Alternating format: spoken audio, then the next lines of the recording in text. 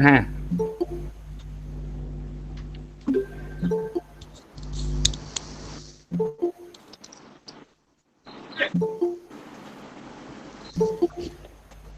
We are about to start in a minute.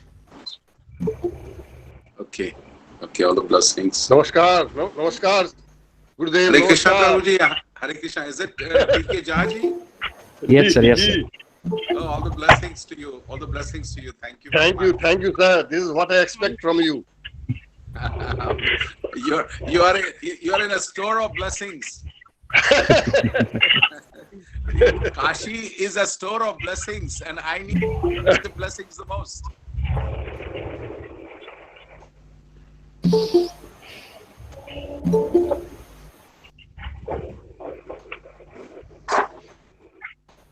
Since our guest speaker, director sir, registrar sir, and participants have joined in, so let us begin with the success of last 9 webinar within a very short period of a time during this lockdown period, and the overwhelming response of everyone with the spirit of positive thought.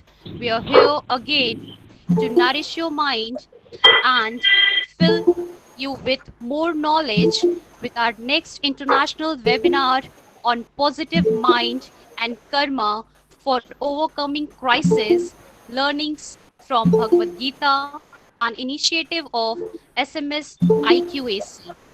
The webinar is being organized in the 25th year of excellence of SMS Varanasi in education under the aegis of Shri, Center for Spiritualism and Human Enrichment of School of Management Sciences, Varanasi. A very good evening to everyone. On behalf of entire SMS fraternity, I, Dr. Sophia Khan, Assistant Professor, School of Management Sciences, Varanasi, extend a very warm welcome to the guest speaker, Dr.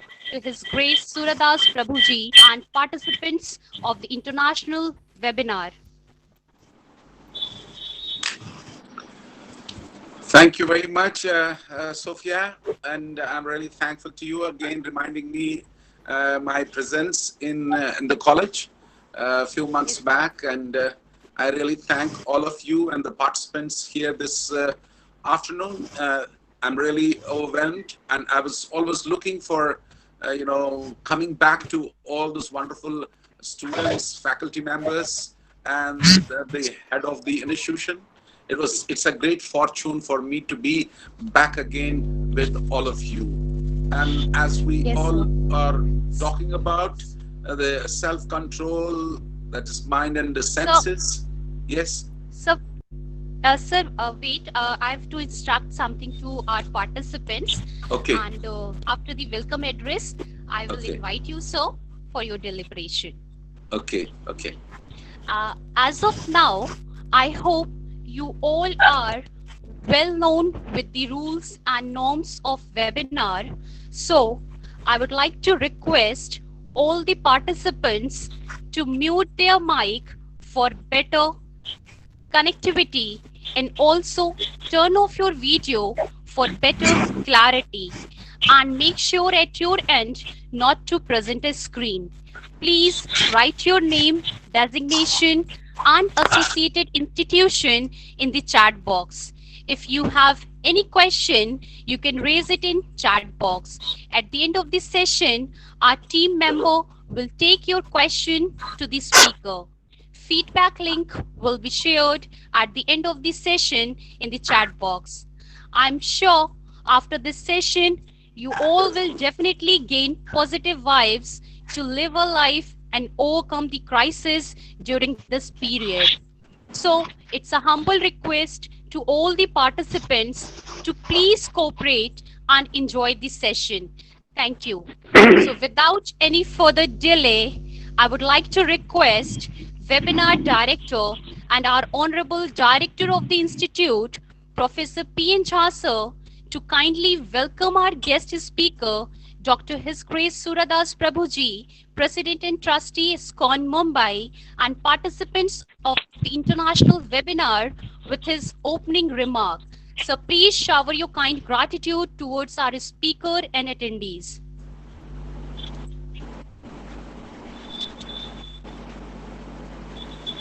Good evening, gentlemen. Honorable H.G. Suradas Prabhuji, President and Trustee ISKCON Mumbai, who is the chief guest and today's only resource person for this international webinar, convener of the program, and my colleague, Professor Sandeep Singh,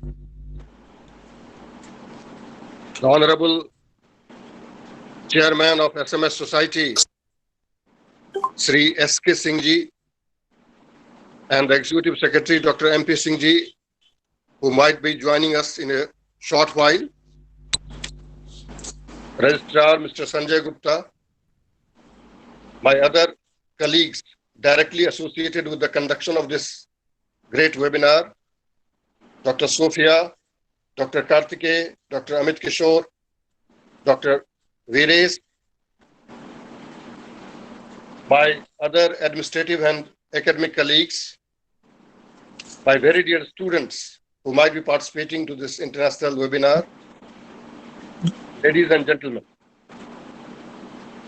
It is indeed a matter of immense exuberance and great satisfaction for me and the entire fraternity of SMS Varanasi that this international webinar on a very blazing issue, positive mind and karma for overcoming crisis, learnings from Bhagavad Gita, has been organized with one of the most highly acclaimed authority and our Guruji, H.G. Suradas Prabhuji, who is President and Trustee of ISKCON Mumbai, and who has been very kind enough to bestow upon us his ample blessings very recently, some few months back. Sir, on my own behalf and on behalf of the entire School of Management Sciences family, I take this opportunity to extend you all a very warm welcome this afternoon. Friends, you know, so far as this topic is concerned, in a short while, I will just tell you that what is positive mind and positive karma and how do they help us in overcoming crisis. This has been very well translated in the example by the School of Management Sciences Varanasi itself. You know, during this very lockdown period, which has run for nearly 7 fortnights, this institution has very dispassionately performed its duties of teaching and learning and guidance to the students. And you know that we have been successful in attending to 100% students with a very competent study material online. At the same time, being a highly social sensitive institution, you know that SMS Varanasi has been organizing, and it has organized a bunch of similar webinars very frequently. The purpose is that the institution is always in the lookout to bring its stakeholders a matured and distilled view of the cross-section of the most highly acclaimed class of the think tanks who speak on almost all the echelons of the human endeavor. And this is the great social job that the institution has been doing. You might be knowing that the School of Management Sciences Varanasi has been a NAC A-graded institution apart from being stationed at a very higher position on the top 50 ladder of the B schools in the country. At the same time, we are the only institution in this part of the country that, being a standalone institution, we have been publishing 4 biannual journals regularly, with one journal having indexed with Scopus. And that Scopus index journal, Purushartha, has especially been trying to give you so many ideas regarding spirituality, the values, the ethics, the leadership, and the stress management, which is one of the biggest questions nowadays. Friends, School of Management Sciences presently has been conducting so many courses like MBA, PGDM, MCA, MCOM, BBA, BCA, BCom Honors, BCom Plain, and BA Mass Communication. And this institution, I would like to tell you especially, that provides one of the best learning experience to the students. Friends, today, this program, it is the need of the day, because with the advent of this unlock phase 1 today, we have come at the verge of forgetting by and by this corona. Although the imprints, the indelible marks, the very critical marks which it has left to us on all the various phases of life and all the parts of our life, it will really be very, very difficult to forget. If you just think critically, on the higher side, it has disturbed the entire economy. On the world economy side, I would like to tell you that the loss which it has incurred so far, it has been calculated to be ranging between 77 to 347 billion US dollar. And worldwide, it has made us to experience one of the most brutal global equity collapse. And today, when emerging from its epicenter, China, it has already taken in its monstrous grip more than 180 countries. The economic life, the social life, and the personal life of the citizens over there have been completely shattered. If you take the example of our country, simply, you find here, and as per one organization, OECD, there is an Organization for Economic Cooperation and Development.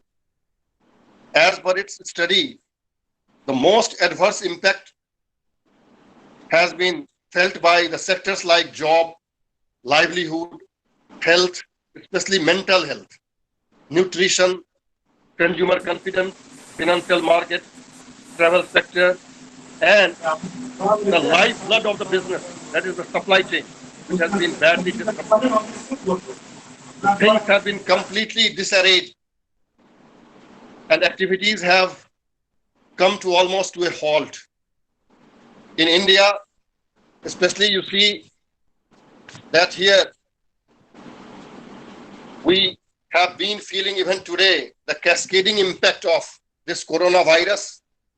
The companies have already reduced the operations. The production targets have been slashed down. The stock market has already fallen by more than 20%. Both the sides of the marketing equation is completely disbalanced and disturbed. More than 190 million people who remain employed with the either unorganized sector or self-employed, most of them are expected to have lost their livelihood. And I think the more would lose by and by as the aftermath of this begins. As per a very important rating agency CARE, our GDP growth rate is expected to be around 1.1% only during this financial year. And we have come at the verge where we shall have to weigh the significance of life versus livelihood.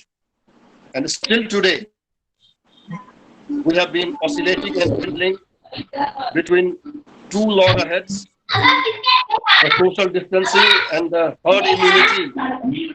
And we have been very frenetically seeking ways and means to further curtail the growth and spread of this coronavirus. Friends, on the social front, you have seen that following the protocols of social distancing, the entire social fabric has become disturbed. The individual psyche has already undergone a very unique shift, paradigm shift, and it will take too much time to come to the balance. But you know that we have got the resource persons and think tank like Suradas Prabhuji, who is considered to be one of the greatest scholar and reservoir of the Bhagavad Gita. You also know that whatever India has contributed to the world, Bhagavad Gita happens to be the best and most important among them, because it teaches us that how to do the work dispassionately, and once we achieve it, we get a direct connection with the Almighty, and then we also get a complete balance in our mind, and all our stress goes away. Once again, I extend a very tempestuous welcome to Guruji Suradas Prabhuji Maharaj and seek his spiritual blessings so that we could be in a position to have a positive mind, because you know the mind is very, very disturbed. And how to make karma, because the karma decides our performance, and performance is the barometer, you know, to judge, to evaluate that who am I, what is my competence, what is my acumen. The persons know about me. So how to do this karma in a very dispassionate way so that an early connection and networking with the God, with the Almighty could be possible in this life. Sir, please guide us on this line. Once again, I extend my bow before you, sir. Thank you. Thank you very much, Dr. Jaji, and all the faculty members once again, and all the students who are hearing or all who have joined us on these wonderful technological innovations. So I'd like to really thank everybody for coming forward and participating in this wonderful, program hosted by, from Varanasi, the hub of spirituality and a wonderful source of inspiration and strength. I'm just a small, little, jiva trying to purify my existence by reciting Bhagavad Gita and sharing it with you. I'm not a scholarly person, but yes, I'm just trying to serve my spiritual master, my society, and through this society, I try to serve all over the globe. So I would like to start, and thank you very much for inviting me for this. Thank you, sir. Thank you. Sorry Yes. to interrupt you, sir. Yes, Sophia. Yes. Yes, sir. Yes, sir. A brief introduction I would like to give about you to our participants before starting this session. So please, sir, please give me only 5 minutes to introduce you. Okay. Yes, sir, please. As we know, now in a post-COVID-19 world, it is very much essential to have a positive mind to overcome crisis. And the Srimad Bhagavad Gita enlightens everyone on how to cope up with various situations in life. It uses the conversation between Lord Krishna and Arjuna to highlight initial negative coping mechanism exhibited by the latter. It goes on to showcase positive coping skills suggested by Lord Krishna and implemented by Arjuna. Lord Krishna's teachings to Arjuna highlighted that all wars first exist in the mind, and thus winning in the mind is the first step to winning on the battlefield and in real life. Some of the excerpts from Bhagavad Gita are: think with a calm mind, give up on results, treat everyone equally, don't give into stress, be ready for change, set high standards. As the Bhagavad Gita teaches us how to cope up with the demanding situation. So, to know the learnings from Bhagavad Gita about the positive mind and karma for overcoming crisis, today we have among us eminent spiritual leader and preacher of Krishna consciousness, Dr. His Grace Suradas Prabhuji, President and Trustee, ISKCON Mumbai. It gives me an immense pleasure to introduce our speaker of an international webinar, Dr. His Grace Suradas Prabhuji. He was born in the year 1957 in Srinagar in erstwhile Jammu and Kashmir. After completing his bachelor degree in science from Kashmir University, he completed professional degree in filmmaking from Pune and Chennai. Though a successful film director and producer, His Grace Suradas Prabhu never felt at home as the divine world of spirituality beckoned. Thus, at the age of 21, renouncing the material world, he received his formal initiation into the devotional service. Presently, His Grace is acting as managing trustee of Bhakti Kala Kshetra, Management Council member of Sri Radha Ras Bihariji Temple, Juhu, Mumbai, and President and Trustee Sri Madan Mohanji Temple, Kharghar, Maharashtra. He regularly delivers lecture at Lions Club, Rotary Club, and colleges in Mumbai and Navi Mumbai. He has inspired thousands of people to take up spiritual life and helped mankind to understand spirituality currently. On the 50th anniversary of ISKCON, he had the honor of being the national convener for the 50th anniversary celebration in India. Presently also, he is a vice president of ISKCON India Advisory Committee. Now, I would like to request Dr. His Grace Suradas Prabhuji to kindly unmute your mic and turn on your video to express your views on the learning from Bhagavad Gita about the positive mind and karma for overcoming crisis. So, with your rich experience, kindly share your intelligence with our attendees. Over to Sir. Thank you very much again. Thank you very much, Sophia, Dr. Sophia Khan, and our PN Jasa, and Dr. Viresh, Dr. S.K. Singh ji, Sandeep, and so many wonderful people who have been in touch with me from since this seminar happened in Varanasi. And before also I was connected with this college almost about 20 years when they had, 15 years back when they had a wonderful conference in Mumbai at, Hyatt Hotel in Juhu. So I have a lot of relationship with all the directors and chairman of this college. Thank you very much for inviting again. And you will be happy to know that I'm always longing to be with you all the time. And this gives me a wonderful opportunity to purify myself and talk something about Bhagavad Gita.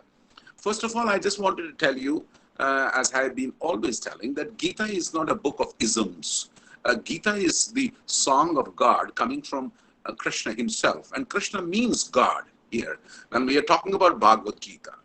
And it's not about the Hindu book. It's not a Hindu book. It's we're not referring to the isms. We're not referring to the Hinduism, Muslimism, Sikhism, or all these things. No, we are talking about the song of God, Krishna, the Supreme Personality of God, and He is giving us this Gita Upanishad, and we have been able to get this, Gita Upanishad on a very, very important field that is Kurukshetra.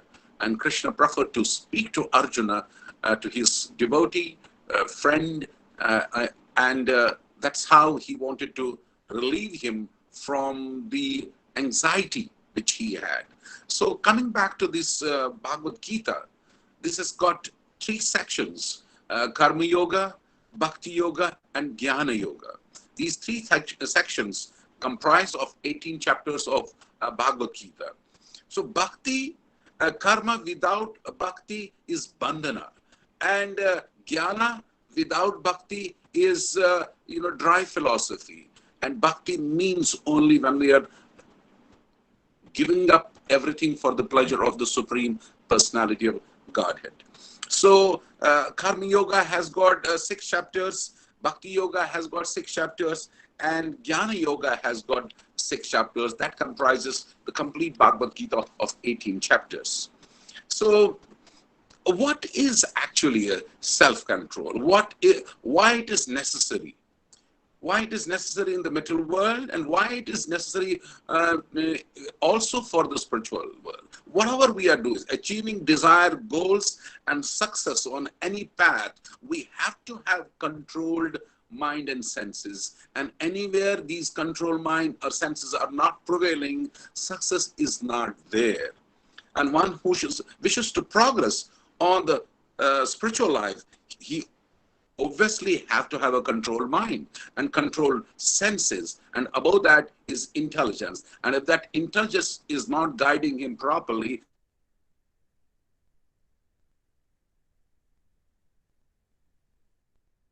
with the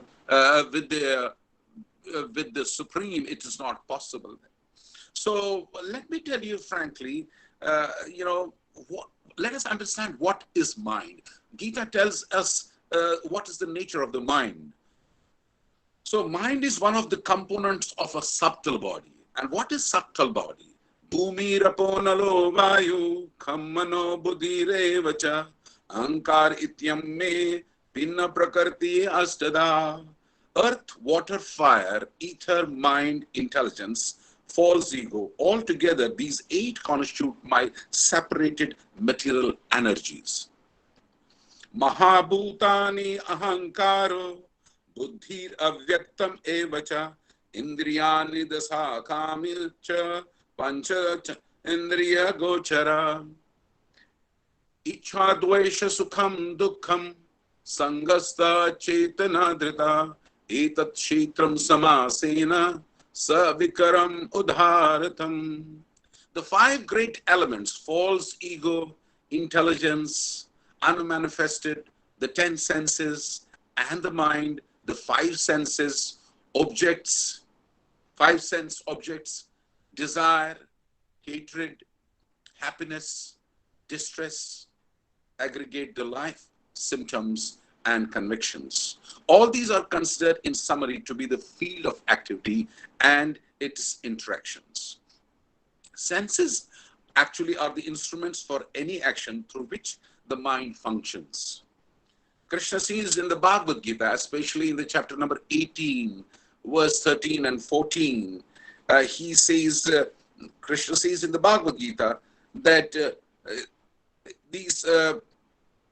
there are 5 causes of any accomplishments. We must know this. As far as management students are concerned, we must know this. 5 causes of any accomplishments of all the action. The first number is the body. The second one is the performer. The third one is the various senses, and many other different kinds of endeavors. And ultimately, the super soul. These are the 5 factors of action. Whenever any action is performed, these 5 people are responsible for this action. See, Krishna says that he is the mind amongst all senses. Okay? So, Vedanam sama vedosmi devanam aspi vasvasa indriyanam manasachasmi bhutanam asmi chetana. Of all the Vedas, I am the Samved. Okay? Of all the demigods, I am the Indra, the king of the heaven, of the senses. I am the mind, and in living beings, I am the living force that's called consciousness. So mind is the center of all senses, activities, and reservoir of all ideas for sense gratification. It is only the mind, when he does the sankalpa, the senses start working on it. And if the mind is very strong, that it can help the senses. If mind is not strong, mind is called the rain, and the senses are all called the wild horses. If there is not a strong mind, the horses cannot lead us to the proper destination. Sariram yad apnoti yasyapi utkramas swara grihitvam samyati vayur gandha ivasyate.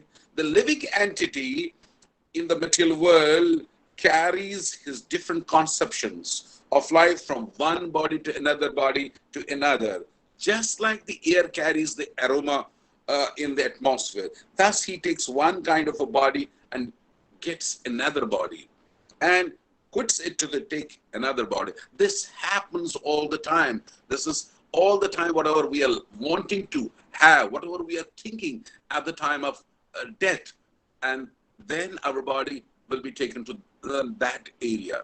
Shrotram chakshusparshanam cha rasnam grahasa evacha adhishtaya manasa chayam vishayan upasate.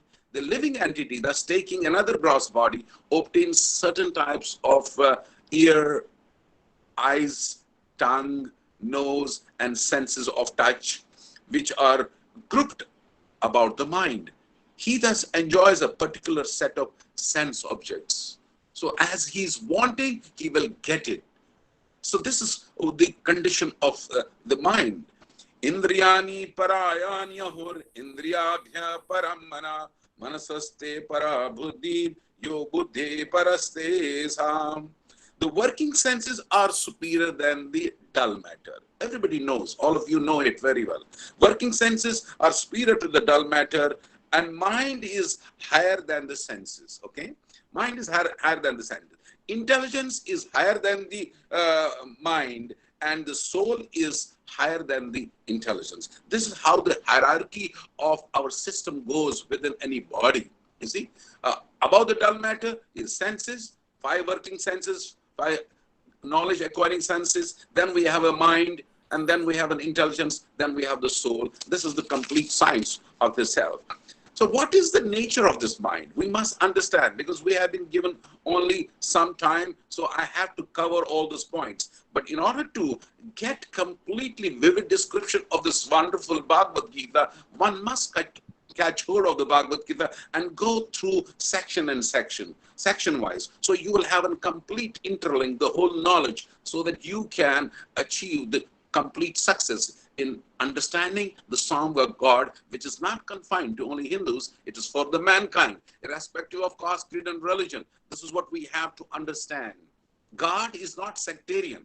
As nowadays the modern televisions say, Hindu gods, Hindu Bhagavan. So this is completely nonsense. When I hear this, I really laugh at it. Hindu Bhagavan, Hindu gods. God is only one. It is not Hindu God. It's not Muslim God. It is not Christian God. We have to understand everything in a proper perspective. So when we talk about God, we talk only God that is Krishna Stu Bhagavan Swayam, as he claims in the Bhagavad Gita that I am the source of everything, whether it is material or spiritual. I am the Bhokta. I am the Deva of all the Devatas. This is what we have to understand from the Bhagavad Gita. When we talk about other isms, we talk about, we talk about Jesus Christ. We understand he's a son of God, so his teachings will not be equal to God. We talk of prophets coming again and again. So they're all prophets, but they may not give us the complete knowledge of the same God. Okay, we talk about Sikhism. Guru Nanak is not going to give me the complete description of the God, but God himself in the Bhagavad Gita is telling who is me. And the first creator of God is Brahma, who has created this whole universes. And he is also meditating upon the same Supreme Lord and trying to get some knowledge from him. How can he be instrument in expanding the universal affairs of the Supreme Personality of Godhead? This is completely defined in the Supreme Personality of Godhead. This incarnation, Vyasadeva, he is mentioning in the Srimad Bhagavatam. Srimad Bhagavatam is an encyclopedia of the Vedic literature where everything is getting, given to us and enlightened to us how whole creation works. So here now, when we come back to the nature of the mind and the senses, we must understand. This comes under the Dhyana Yoga section of the Bhagavad Gita, 6th chapter, verse 34. What is the nature of this mind? Mind is like this. Chanchala himana Krishna pramatha balavad dridam tasyaham nirgam manne vayur evaso dushkaram. For the mind is restless. Know the nature of the mind. For the mind is restless, turbulent, obstinate, and very strong. O Krishna, and to subdue it, I think it's more difficult than controlling the wind. Who is saying this? This is Arjuna saying, who is in front of the Supreme Lord, and he is surrendering to him, and he is telling his status of his mind. Who are we? And we can understand what will be our condition. What is the condition of our mind? Here, Arjuna, the friend and devotee of the Lord, is saying, I cannot control. Senses are very strong. Impetus, they forcibly carry away the mind, even of a man of discrimination who is endeavoring to control them. In the sages, when we go refer back to the Vedic sages, we see how people get completely captivated by illusory energy, and how this mind can be driven away, even if they are trying to focus on the Supreme Personality of Godhead. We have seen, Vishwamitra and Menaka, how the anklet bells of Menaka is completely distracting the great Vishwamitra. We can see Sobara Muni, who is meditating in water for thousands of years, how he can see the copulation of the fishes and he falls down from, and he develops a desire to get married. These are all wonderful examples from the Vedic Shastra. If we go deep into this thing, it's very difficult. And in the modern times, if we see also, if we are inattentive, while a man is having a shaving done in his bathroom, all of a sudden, a young boy who is studying the MBA in the college, he gets a glimpse of a wonderful, beautiful girl going on the roadside, and he becomes inattentive. And while he's inattentive shaving, making his face very beautiful, he is inattentive. What happens? His mind, his senses, is distracted by a beautiful lady on the roadside. And he says, wow, who is this lady? But in turn, what he does, he cuts his cheek and he becomes ugly. Just by inattention, because his senses are driven for gratifying the senses. So that is, senses are very strong impetus. They forcibly carry over the mind, even if a mind of discrimination. Who is endeavoring to control them? You see, we're all trying to control. I don't know how many of us are trying to control. We are all trying to control our mind. Yato hi api konteya purushasya vipasita indriyani pramathani haranti panasabhamana. While contemplating the object of the senses, a person develops attachment for them, and from such attachment, lust develops, and from lust, anger arises. You see, if we don't get things, so we become very angry. We become very angry, and if we don't satisfy these senses, we become very, very angry. So it is said, this mind is very, very frivolous. It is very chanchala. You see, mana chanchala, mana chitachor, kahi pal or. Every moment, this mind. Sometimes I'm sitting in Bombay, and my mind is taking me to the SMS Varanasi. I'm feeling that I'm in front of you, or it's the mind. And sometimes you may be sitting in front of me listening to a lecture, but your mind may go to America, and it may go onto the shore of the Ganges, Varanasi shore. So this mind is always chanchala. So we have to draw this mind and back all the time. So one who is able to withdraw his senses from sense objects, as the tortoise draws its limbs. I don't know, you must have seen many times, if you see tortoise walking, if he confronts with some objects, he withdraws all his limbs into the shell. And then you can break the shell, you can kick the shell, tortoise will have no effect on him. The same thing, because he has withdrawn his all limbs in his own shell. Like that, the person who has withdrawn his sense from sense objects, it is very easy for to have a strong mind. Yada samaharate chayam kurmo angani sarvasa indriyani indriyarthi abhyas tasya prajna pratishtita indriyanam hi charani yamamano anuviddhate tad asya harati prajnam vayurnam ivambasi. As a strong wind sweeps away a boat on the water, even one of the roaming senses on which the mind focuses carries away a man's intelligence. And we can see that also. What is the difference between a chanchala mana and a steady mana? Steady mana is like a lamp in the windless place. So you must have seen how the mind is, how the wick is. It stands very erect. Like that, whose mind is very strong, it is said in the Bhagavad Gita, chapter number 6 and verse number 19. Mind is the rein of a chariot of the body, the five senses as the horses. And if we have complete strong reins on these senses, then we will have a very balanced life. But unfortunately, let us agree, the modern man's mind is very, very frivolous. It's very, very chanchal, because modern gadgets, modern mobiles, and modern innovations are distracting our mind. Our mind is already chanchala, but its furtherance is happening more when we get all these wonderful gadgets. But why it is necessary now to control the mind? You see, before I give this, the control mind and senses, I want to tell you one story. Once upon a time, a king and his minister went to the jungle. And when they went to the jungle, they were roaming in the jungle, they were hunting in the jungle. All of a sudden, they found very, very peculiar type of a lamp. And when they wanted to see this peculiar type of a lamp, and they could not figure out whether it's a lamp, whether it's a very old primitive box or something like that. Somehow the king ordered his minister, why don't you pick up? What is it? It's something very amazing. The moment he touched it, and there was a wonderful, wonderful demon. It appeared there. He said, oh my Lord, how can I serve you? I can do many things for you.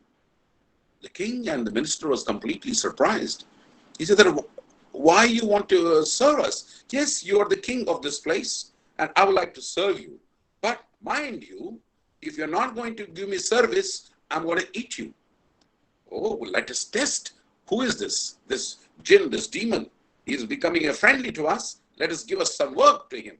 And this demon is none other than our mind. Okay? This mind needs always engagement. At the end of my conversation, I will tell you what are the 5 important elements to control the mind. But we come back to this story, and he says, give me some work, give me some work. So the king wants to tell his minister, let us test him, what work he can do. He says, can you clean my kingdom? So he goes immediately, he completely cleans the whole kingdom in a short time, and he comes back to the king. I have cleaned your kingdom. What work? What is the next? So he says, oh, our country is very poor. India is very poor. Let us create some houses for our poor people. Ah, wow. Okay, you can do that. Yes, yes, I can do that. You just test me. So he gives him the work. And within a short time, he comes and he says, oh, I have made houses for all your citizens. Like that, he keeps on giving the work, and he is getting accomplished. But now he is exhausted with the work, and now he's afraid. If I don't give him the work, he's going to come and eat me up. And the minister tells king, come on, let us go back to kingdom. And he goes back to the kingdom. and he orders everybody, let us help the minister. He said that, come on, just put a big pole inside the palace. Until before he comes, I would like to see that this pole is erected here. So in the between, he says that this demon is very, very strong. And if we are not going to give him the work, he's going to eat us up. But now you do one thing, when he comes back here and give him some work. And when the demon comes back again and he asks him, what work is left? He said that, no, you do one thing, you go up and down this pole. This pole was very, very big. He said that till I don't call you, keep on going up and down, up and down, up and down. So this is the state of the mind. Unless we don't give the work to the mind, this was going to eat up. And this work is in this spiritual life. We say this pole is chanting the holy name of the Lord, chanting the name of the Lord. Hare Krishna, Krishna Krishna, Hare Hare, Hare Rama, Rama Rama, Hare. When you engage your mind in the service of Krishna or Allah or Ishwar, whatever you are believing in, then your mind will become friend of yours. Otherwise, it's the greatest enemy. So you have to give the engagement to this mind. So what will happen when you have a controlled mind? Number one, controlled mind is the best friend, and uncontrolled mind is the worst enemy. Okay? Without mind control, there is no chance of good results of our actions or self-realizations. Whatever you are trying to be, whatever you want to achieve through all these materialistic degrees, if your mind is not steady, your senses are not steady, you are not going to achieve anything. You are not going to achieve anything. Big people have fallen down. Why? Because their mind has been captivated by the illusory energy of Lord, and that's why they are not able to sustain their riches or their fame. They are completely cowed down by their untamed mind and unbridled horses, which are called the senses. So without mind control, there is no chance of good results of our actions or self-realizations. So whatever we think at the time of death, we attain that state in our next life. Be fair about it. You see, God is not partial. He's not saying, oh, you are a Muslim, I'm a Hindu, I will give you different situations at the time of the death. No, the same. Mind it. So whether you're a Christian, whether you're a Hindu, whether you're a Sikh, whether you're a Muslim, whatever it is. But what depends, the future depends on your present mind.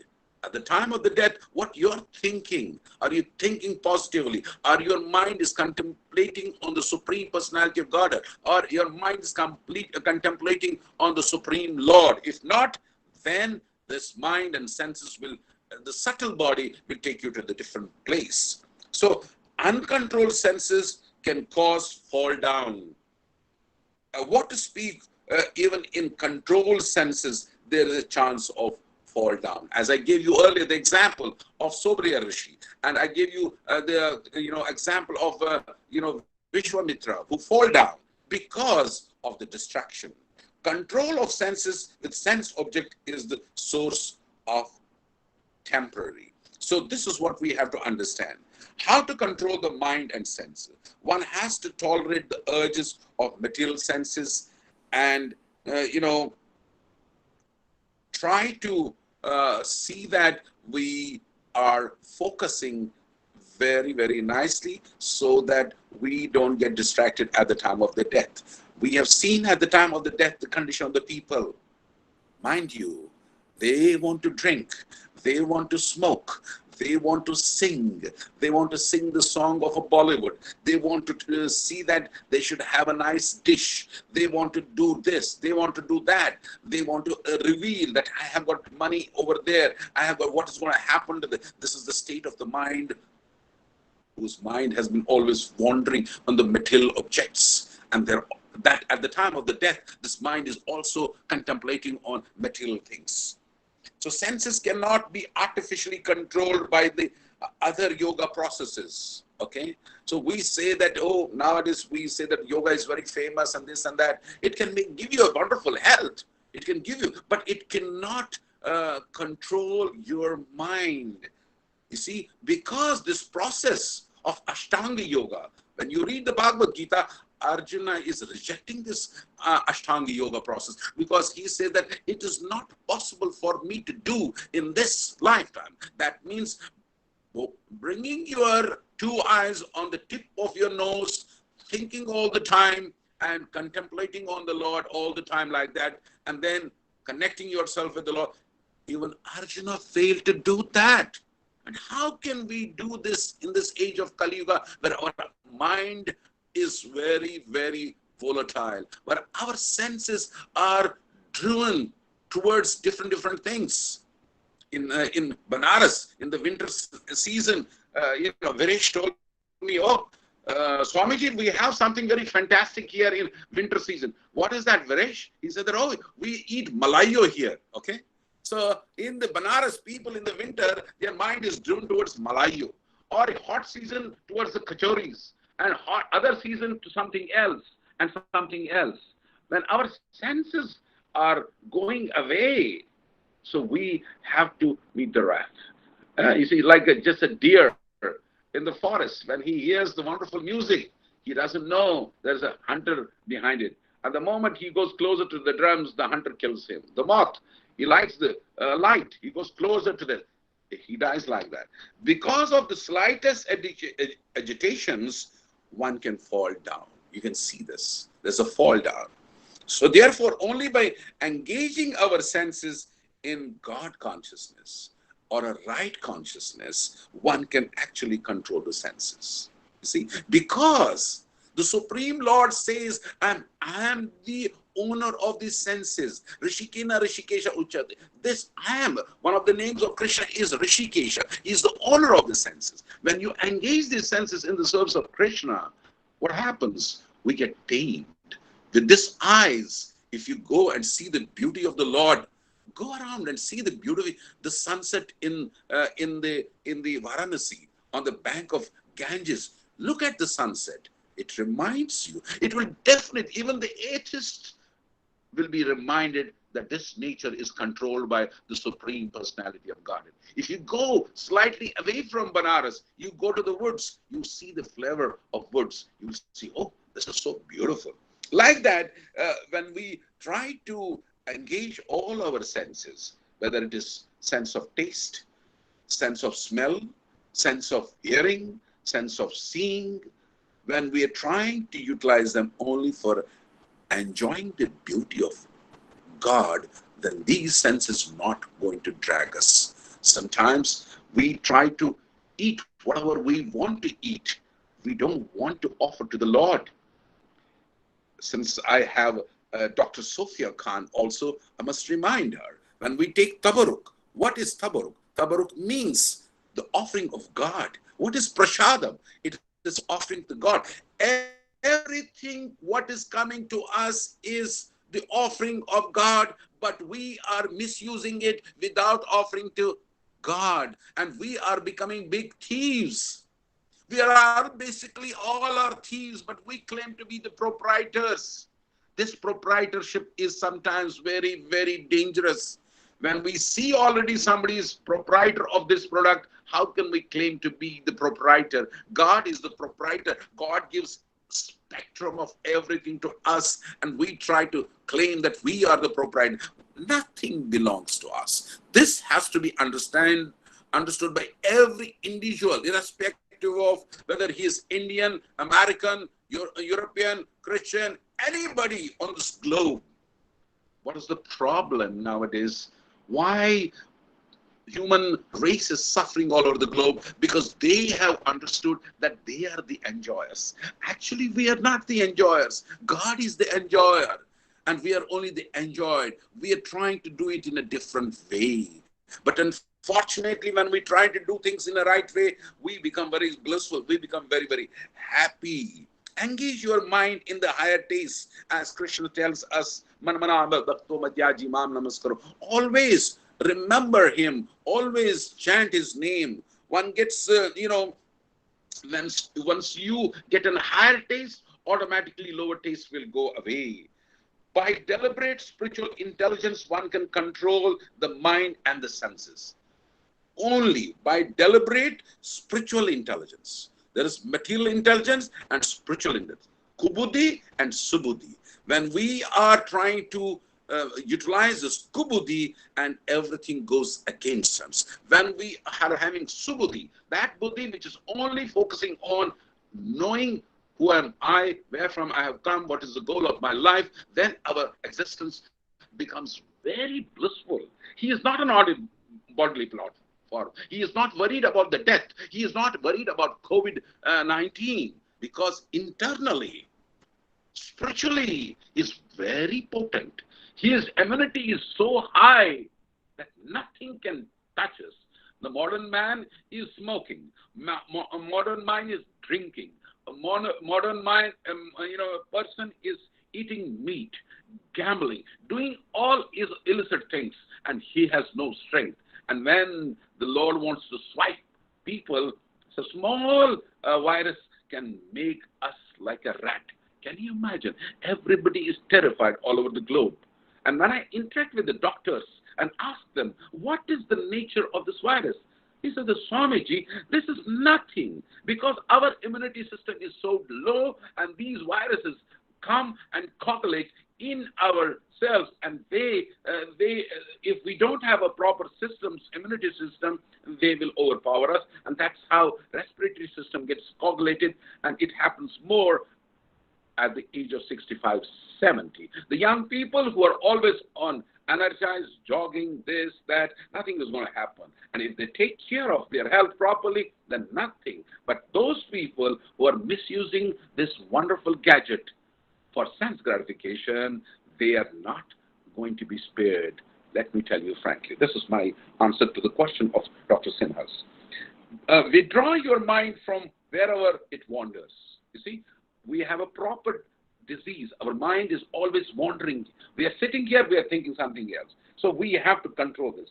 Mind can be controlled by practice and detachment. Practice and detachment. Okay? Manmanaman Bhakto, as Krishna is saying in the Bhagavad Gita, always engage your mind in remembering me and detachment. The problem is we are attached to even smaller things. We are not able to give anything. We are not able to leave anything. We have not earned and learned the art of detachment. We have only earned and we are learning how to lord over things and then claim that these are all mine. But unfortunately, my friends, nothing belongs to us. We are falsely claiming the proprietorship, and that's why our cause is lamentation. We have many things, but my mind is asking more. I have everything, but my greed is asking more, and this greed is killing everybody, and that's why they are not knowing this.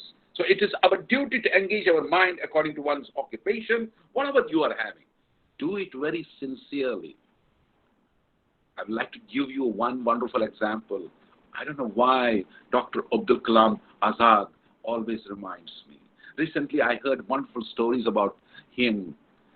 You see, like when he was the president of our India, you know that every Muslim has to host an iftar. Can you imagine? Our president Abdul Kalam Azad said to his secretary, Mr. Nair, he said, I don't have to host an iftar because all those people who are going to come, they are already fed, very well fed. I don't need to feed them in a Rashtrapati Bhavan.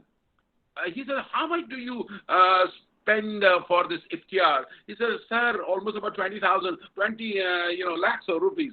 He said, can you do one favor to me? Take this money and see that it is given to the orphanages and poor children.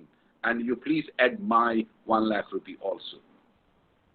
This is also president, but there were also previous presidents also. So here this president calls his family to the Rashtrapati Bhavan for some time. And he gives them the rooms and everything. At the end, he asks his secretary, how many people came? Busload of them came from the Kerala. You showed them the whole places, this. How much it costed? He says, sir, this much it costed me. Can you take the check from me? Sir, this is too much. It is not, it's your full right. He said, no, no, no, not me. Okay? Not me. Then he called his brother also. He called his brother who wanted to be with him for 3-4 days. And his brother also came for 3-4 days. And then he was sharing his room. But he told his secretary, what is the rent of the room? Can you take this room rent from me? And I don't want to see that, the government money is utilized for my kith and kins. And can you imagine this? All over the world, he received the trophies. He said, these trophies are not mine. These trophies belong to the Rashtrapati Bhavan. Please take photograph and tabulate them very well and see that it is all marked there during the time of Dr. Abdul Kalam Azad, Abdul Kalam. These trophies were given to him and they are part of this Rashtrapati Bhavan. And it didn't stop here. And the last day of Abdul Kalam came, he just, was saying goodbye to everybody.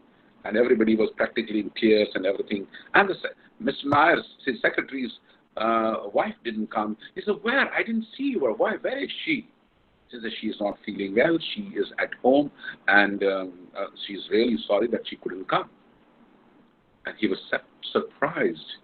Next day morning, Dr. Abdul Kalam came to his house. And he saw outside so many policemen. He said, what happened? What's happening here? He said, oh, the president is visiting your home. So Dr. Abdul Kalam came to his house. He said, oh, I didn't meet your wife. I was feeling very bad about it. And he asked, how are you and what happened and all that stuff. So these are some far out personalities you can see who are selflessly serving and they are so detached. And can you see that? Can you see how Dr. Kalam left the body? It's unheard. By talking, he gives up his body. This is called Shurveer, who are sacrificing their body for the nation until the death. They have no problems of this wonderful body. This, I'm giving you wonderful, one important, example. We must remind ourselves. So this is control the active senses by good actions, good thinking, and good karma yoga. All the actions should be God-related. You should not be attached to the fruits of your karma. Nowadays, what is problem?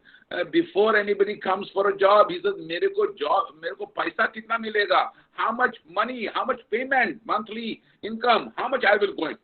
He has not proved also himself. He has not served under anybody, but first he is asking, please give me my share. Tell me how much payment I will get.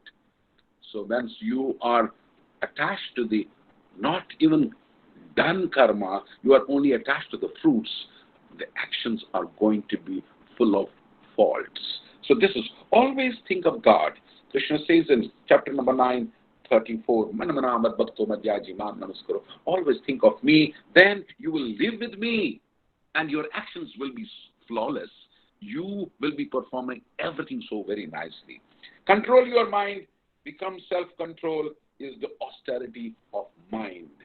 This is the importance of how to control mind. So now what is the result of mind control? Dhiras tatra na mohite. Desmin itha dehe omaram yovanam jara tatha dehantar prabram dhiras tatra na mohite. Chapter number 2, where he is talking about, in the contents of the Bhagavad Gita summarized, where Krishna is saying that, dhiras tatra na mohite, whose mind is very, very strong, dhira. So how devotee whose mind is fixed on Krishna, or God, is the highest perfection of life, that is happiness, he rises above the 3 modes. Mode of goodness, mode of, ignorance, and mode of, action. These are all 3 modes, you see. When you rise above these things, automatically your mind becomes very pacified and peaceful. Krishna promises him, if one thinks about me always, one can attain him. This is the beauty. This is the surety coming from God Himself. And I can give you umpty number examples and world. Those who have contemplated upon the Supreme Personality of Godhead, they have always been victorious. Steve Jobs, the Apple's owner, he was saying that he used to walk for 7 kilometers to get a rightful morsel of prasadam from Hare Krishna Valas. Can you imagine this? And this Hare Krishna prasadam transformed him. Recently, in whole of India, in COVID, International Society for Krishna Consciousness have been distributing sanctified food to 5 crores of people. And when they were eating this sanctified food, they were getting energized. What is this? Why they were feeling so energized after eating, prasadam? Because this is offered to God and it is sinless food. The moment you eat sinless food, irrespective of caste, creed, and religion, you will be stronger inside. So that's what Krishna says all the time. One can attain complete mercy of Lord. The moment we give in, Krishna possesses us very nicely. What is the result of a controlled mind? He becomes very peaceful. Dhiras tatra namo. He becomes dhira, okay? And he becomes very blissful. He's becoming very, very happy. One is liberated and attains the kingdom of God. Okay? Kingdom of God. Proper control of material prosperity, balance of life, pays back to society by remaining in proper knowledge. Any person who is in a proper frame of mind, he will pay back. He will say that it is not mine. He gives back to the society. And when he gives back to the society, he becomes happy. Leta naban, devta ban. When you keep on sharing knowledge, wealth, whatever you possess, you get more. You get multifold more. Okay? Multifold more you get. Because one who knows that everything belongs to God, his mind is always very, very peaceful. He is not agitated.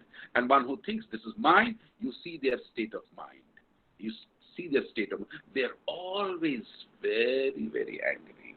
Okay? Process of self-control is the best of all. Okay? This is another thing. Process of self-control is the best. Role of a dharma. Religion comes, engage the senses one's prescribed duties, leads to purification. When you are engaging your senses, when you are engaging your mind in spiritual activities, it becomes purified. Okay? Even the dacoits have become saints. Why? Because they have transformed their mind, they have transformed their senses, and that's how they have become role model of the society. When role of a buddhi, what is the role of an intelligence, self-control, achieved by trained Krishna consciousness? When you're complete training in God consciousness, your intelligence becomes sharper, and sharper. And when you are a role of knowledge can control the mind and senses. Okay? What is good for me? What is not good for me? This is called knowledge. When you're contemplating on it, you will emerge victorious. Okay? As I said, yoga process, Arjuna completely rejected it. And he preferred to chant Japosmi. Krishna is saying the best of the yoga in the age of Kali Yuga is Japosmi. You chant the holy name of the Lord. Okay? You do tasbih. You do mala. Why you do this? Why God has given us this process? So that this unfrivolous mind, untamed mind can be made tamed by chanting the holy name of the Lord. Bhakti is the topmost process by which one can get the better results in the age of Kali Yuga. Because Bhakti is surrendering everything to the Lord, as Krishna claims and demands also.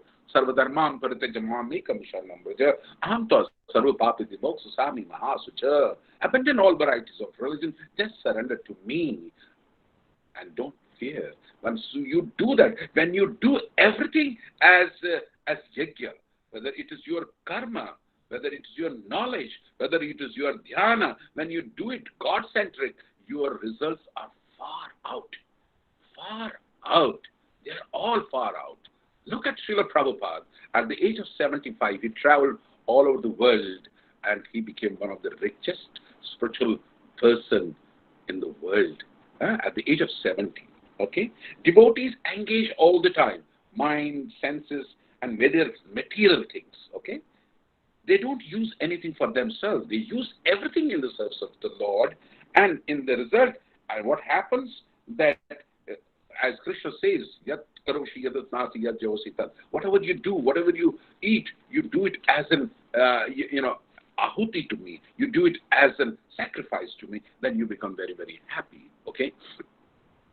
So, the problem nowadays is in the modern time is that we have we don't know what to do. Like people have become, as Dr. Sinha was saying, people all over the world have become very terrified.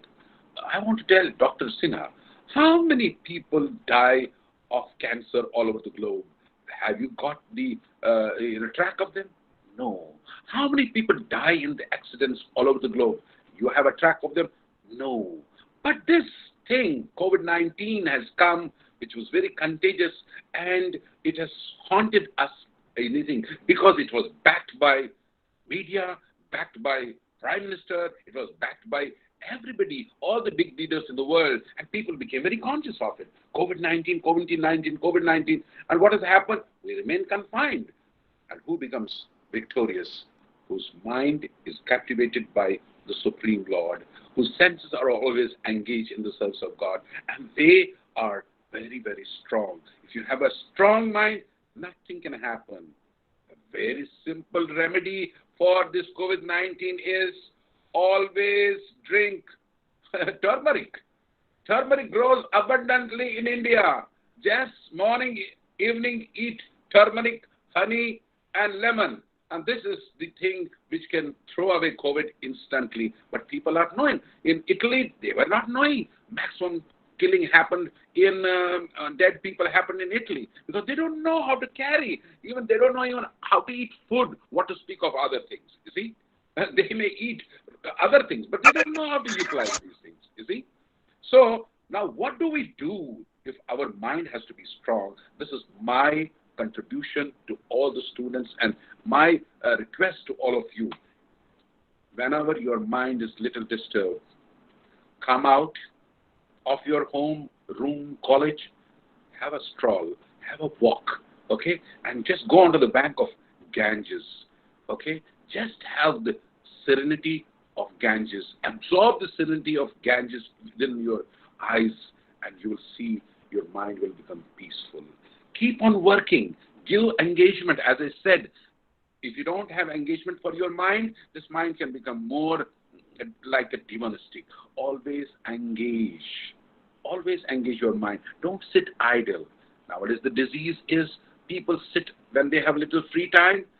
The free time is eaten by tea time as well as television time. So this is the greatest disease all over the world.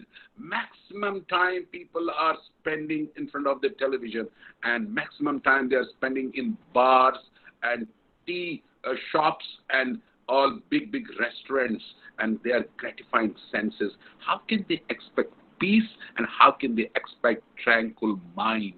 This is the worst thing all over the globe. What's happening? They have to withdraw their senses, their mind from these worst situations. Then only they will be blissful and peaceful. Keep winning all the time. Give small, small jobs to your mind. Okay? In the morning when you get up, get your notebooks, what you have to do today. Write down 1, 2, 3, 4, 5, 6. If you've got up to the 10 also, and in the evening, you see whether you have completed all the 10 things. And the moment you complete 10 things, your mind becomes very happy. This is the third winning thing. Third W, which will make you very, very happy. Okay? And if at the end of the day, if you see all of them done, you will get lots of bliss and lot of happiness. And if anything is left on that day, you see, you will become very little sad. Always feel like willing. Okay?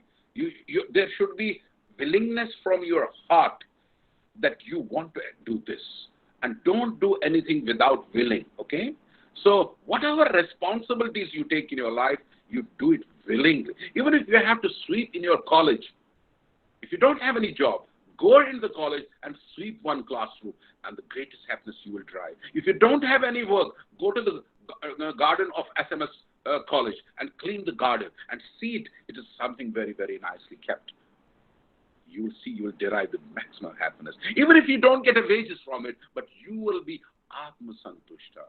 You go on a roadside, if you see some poor man, share food.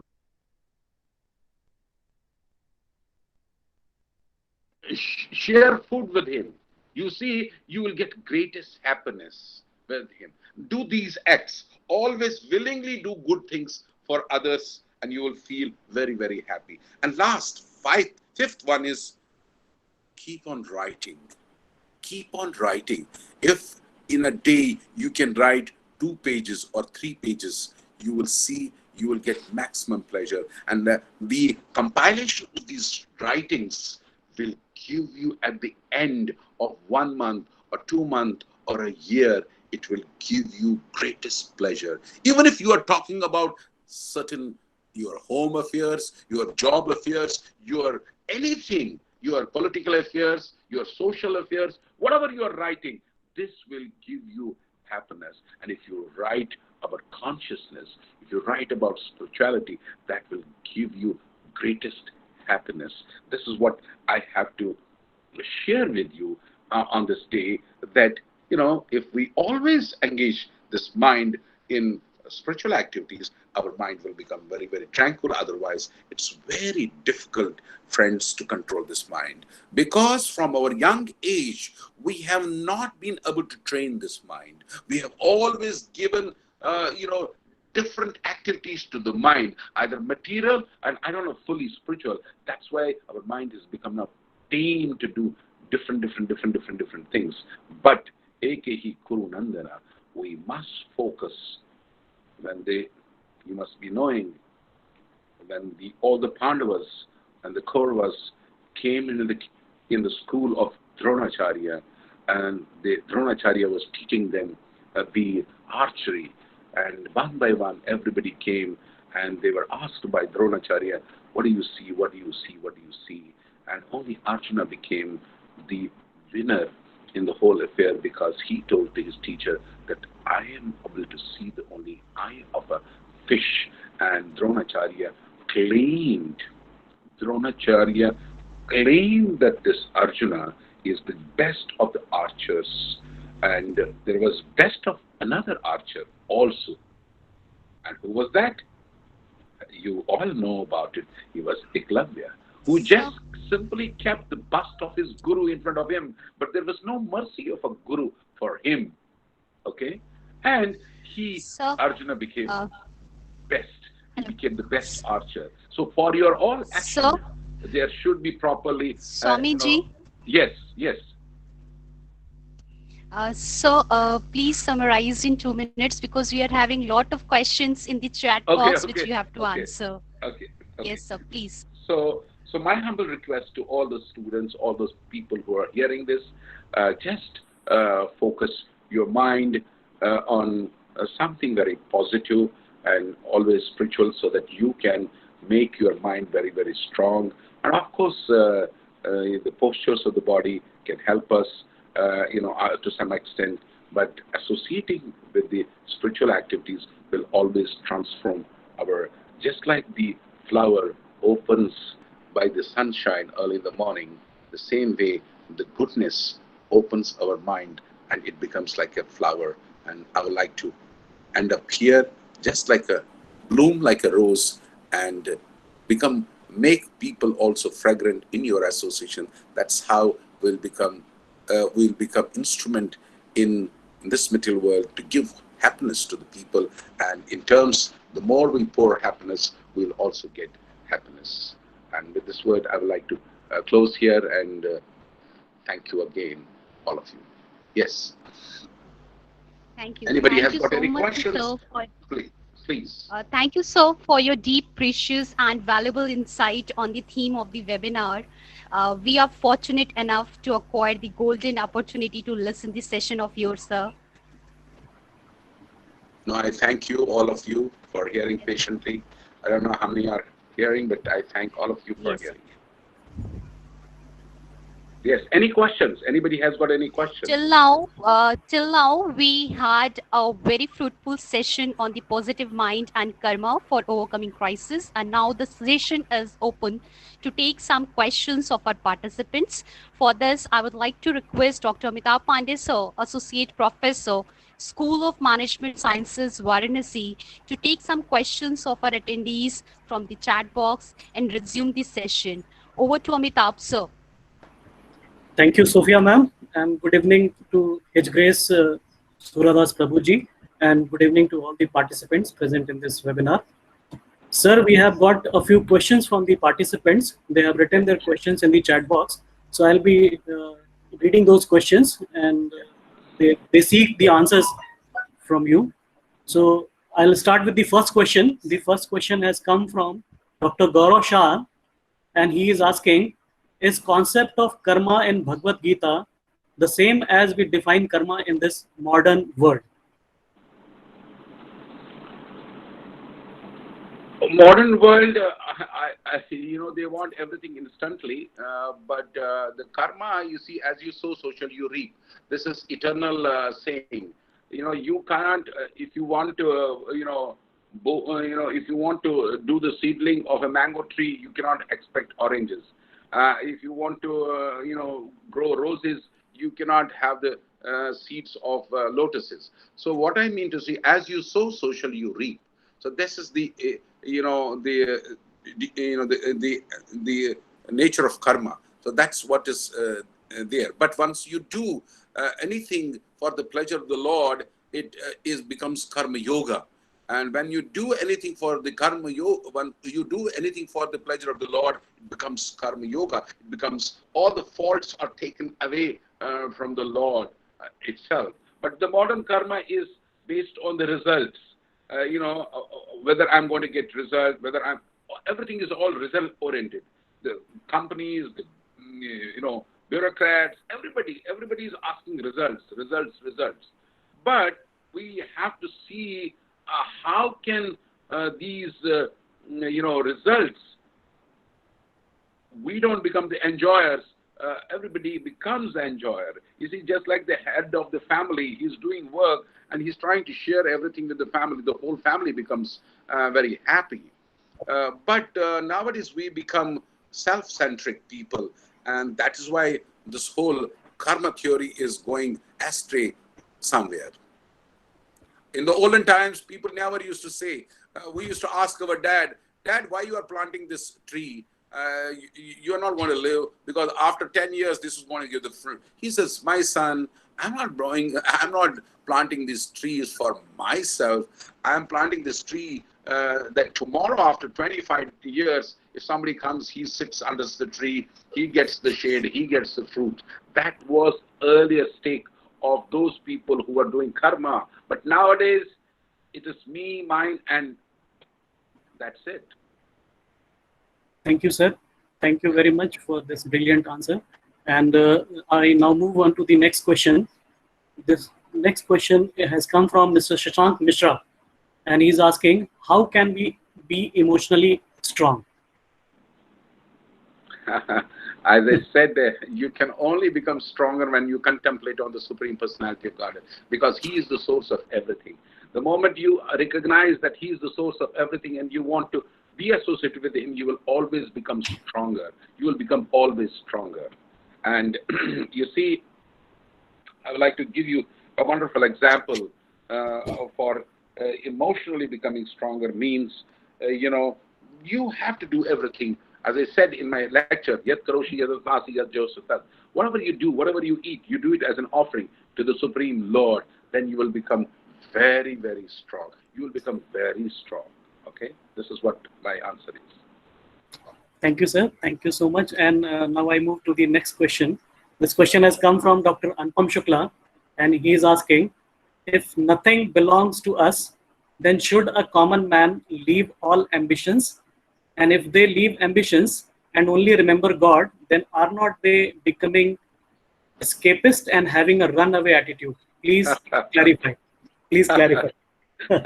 Arjuna wanted to run away from the battlefield, okay? Yes. And he saw all his kith and kins in front of him. He said that, I don't want to fight, I don't want to fight, I don't want to fight. God said, Krishna said, Arey bhai, your nature is Kshatriya. Your dharma is to fight.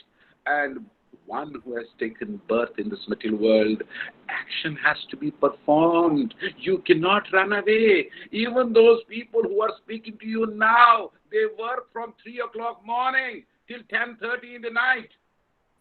They don't sit idle. You have to learn how to do karma without getting attached to the fruits of karma. That is real karma. It's called karma yoga. That's what Krishna is telling to Arjuna. You fight for me. You become instrument in my hands. But we think that this karma is for myself. No. This karma is going to transform you from the modes of material nature, tamogun, satogun, rajogun. Because you have carried these gunas from your previous life. But now you have to decide with the intelligence what type of a karma you have to do. You cannot refrain from karma. You have to. Now the choice is yours. You want to be drunkard, you want to be meat eater, you want to be gambler, you want to be, illicit sex monger. The choice is ours. But action has to be performed. You cannot run away from the actions. That is how Krishna inspires Arjuna to perform even action, even if it was meant to kill his own kith and kins. So please, don't misunderstand this, that karma means, karma yoga means running from karma. No. We all have to do this because this purifies us. This purifies us. Yes. Thank you, sir. That was a perfect answer. And now I will take one more question, although we are running short of time, but I'm tempted to take this one more question before we end the question answer session. So this question has come from Kavita Anand, and she is asking, based on Gita's learnings, what is the most practical advice you would like to give us that could help us not only in our personal life, but in professional growth too? How to implement that? Any action plan? Should I repeat? The best thing is to always think about God, and you have to prioritize 24 hours. And we can't tell you that you have to be 24 hours in the temple and then you can achieve all the results. No, you have to prioritize the actions. The morning hours, especially 5 to 7, should be given to yourself. That is, go deep into it, who you are, what is your relationship with God, who is God. If the 2 hours morning sessions, 5 to 7, are given for yourself, your actions, what you perform from 9 to 5, they will be very flawless. They will be very, very lucrative. They will be with result oriented. And the evening also, when you come back home, if you sleep with thoughts of goodness, you will get up early in the morning fresh. But don't burn your calories in front of your television. Don't burn your calories gossiping. This life is very, very short. Let me tell you frankly, we are all going to die. The king dies, the beggar dies. He dies contemplating on doing whatever he has to do. Beggar dies in his own way. But what matters, are we utilizing this body in the service of God? That is the objective of this human form of a life. Otherwise, there are 84 lakhs of species of life everywhere. Eating, meeting, sleeping, and defending is happening in own way. And what is common is eating, meeting, sleeping only. But what you can do, human form of a life, think of God, think of Krishna all the time, and your life will be blissful. At the time, you don't need big comforts. Rishis, big rishis, big munis, they're very satisfied with one cloth. They are very satisfied with one cloth. Okay, and this has proved, this COVID situation has proved to many people that they don't need many things in their life. They can live also without that. And what is more important is whether my senses are captivated by the beauty of Krishna or not. And that can happen, you know, like that. You can see the world. You'll be amazed to see the reaction of the people all over the globe. They say that the nature has become so beautiful. The water has become very clean in the rivers. Atmosphere has become very clean because we have stopped burning, fuel. We have stopped polluting nature. We have stopped, distracting here and there unnecessarily, doing unnecessarily udhyam. So our humble request is, we cannot do that all the time because this is a mercy. Take COVID-19 as a mercy for introspection, going inside. And in that inside, you have to see that you have to evolve now. In this evolving situation, you have to give some time to yourself, irrespective of caste, creed, and religion. Give 2 hours to yourself, and you see the difference. 8 hours work will be so fantastic, flawless, and it will give you a lot of pleasure. It will give you happiness, because you will not be doing work for gratifying your senses. You will be doing work for satisfying your senses with some action which will be God-centric, and you'll be always very happy. Okay. Thank you so much, sir. Thank you so much for answering all the questions and clearing our doubts, and also showing us the way to lead a happy life, and also how we can control our mind, control our emotions, and how can we utilize our time more effectively. And though we had some more questions, but due to paucity of time, we will not be able to take the questions. Once again, thank you very much, sir. And I would like to thank all of you, and I'm sorry if I have committed some mistakes and everything. Please forgive me, and I hope everybody liked this session. I hope everybody is pacified in this COVID situation. I don't want to frighten you furthermore with this COVID situations here and there. I would like to take you away from this COVID situation where you can become blissful and happy all the time. Thank you. Thank you, sir, for showing us the way. And now I hand over the proceeding to Dr. Sophia Khan. Over to you, Sophia ma'am.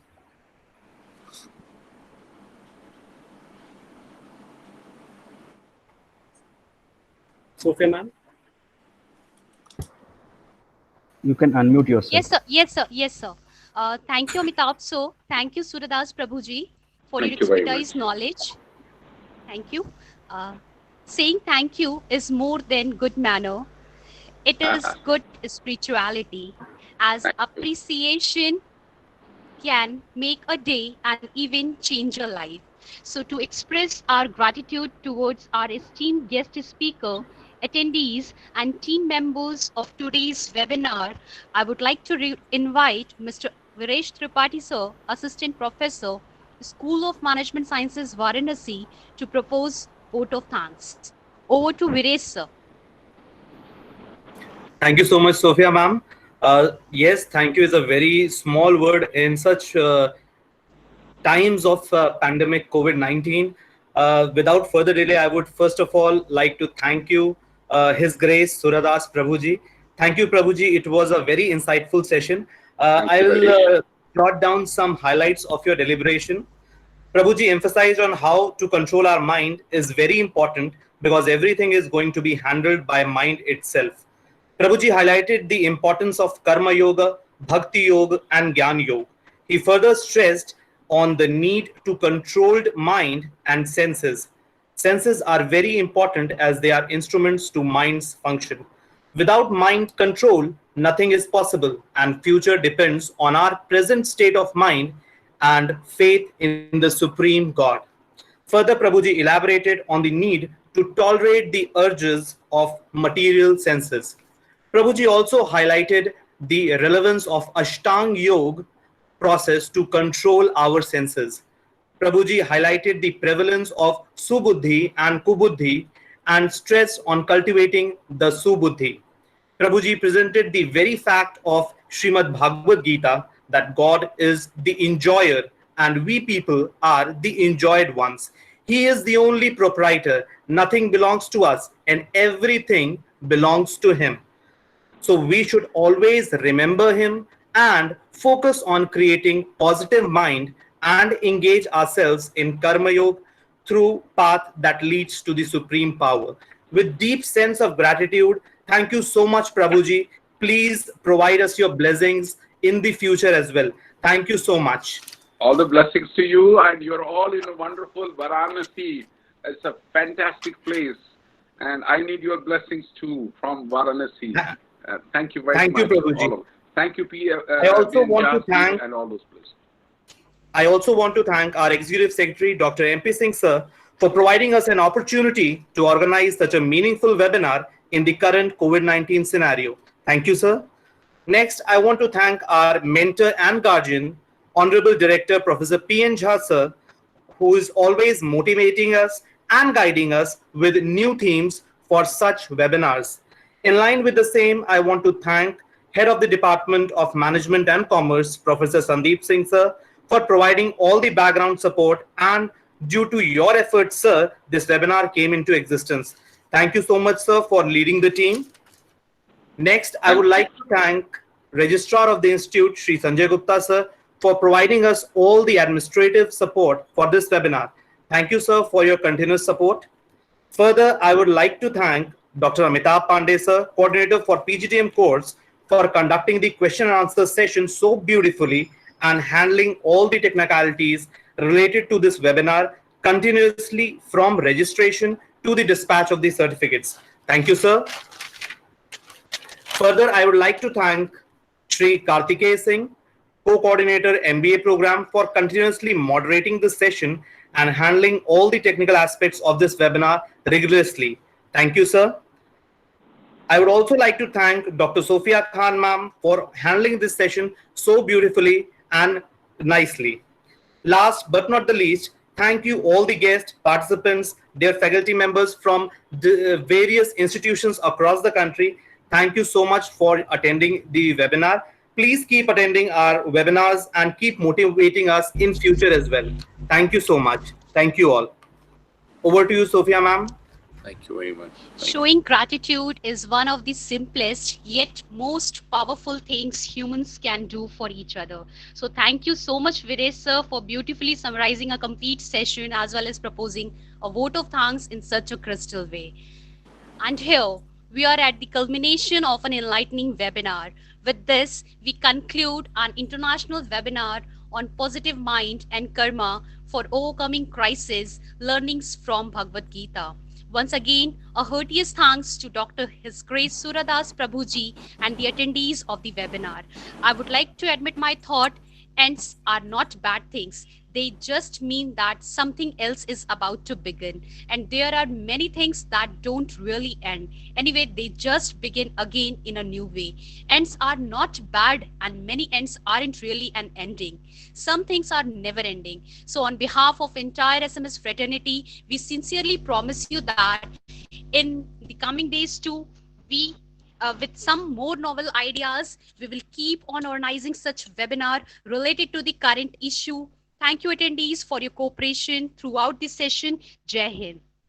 Now you all can leave the meeting. Stay connected with the SMS Varanasi. See you all in the next webinar. May the learning continue. Have a nice time ahead. Thank you. Thank you, everyone. Thank you very much. All the blessings. All the blessings. Thank you. Thank you.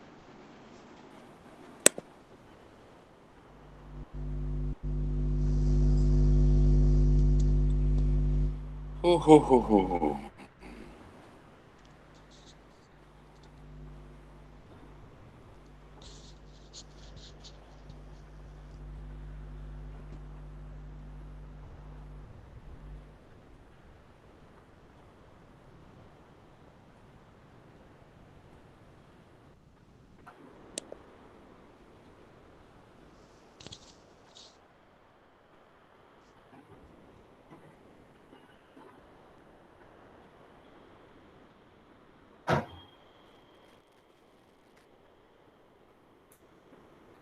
All the participants are now requested they can log off. The webinar has concluded.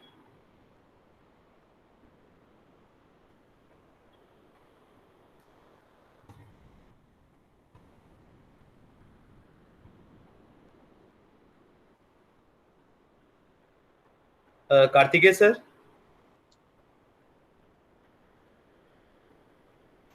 I'm removing participants. Those who are Yeah, we can stop recording now, Kartikeya sir.